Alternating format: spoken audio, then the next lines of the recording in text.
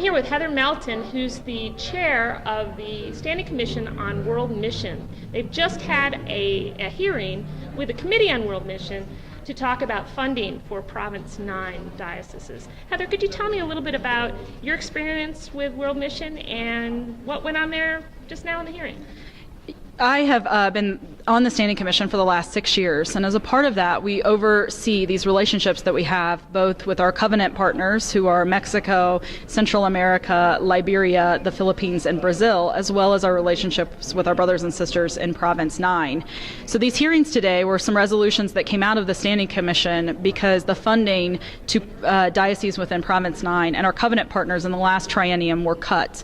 And these cuts were done in such a way that it caused some hurt feelings. And the development that goes on in these places is dependent on these block grants that the Episcopal Church gives to them. So the bishops from our covenant partners, as well as from Province 9, came today to share their thoughts and feelings about what these cuts meant to them and their diocese, and to appeal not only yesterday to PB&F, but here to the World Mission Committee to make sure that these cuts don't happen again.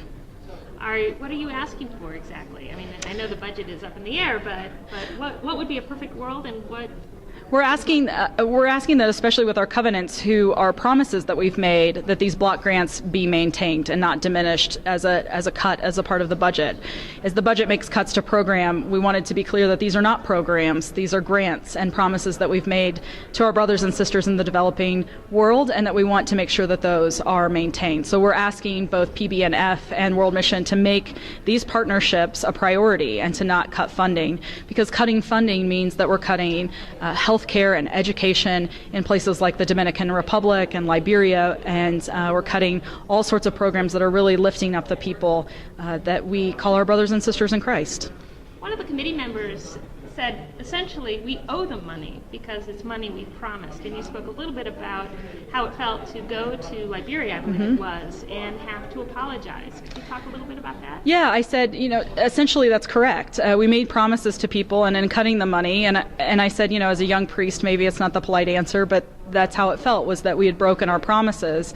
And for me, it was very difficult to come and to say to our brothers and sisters in Liberia, who had kept all of their promises, had kept every one of their programmatic promises, as well as keeping financial transparency, that we were unable to keep ours. They have many promises that they keep to us as the Episcopal Church, and all we have is this grant and to pray for them.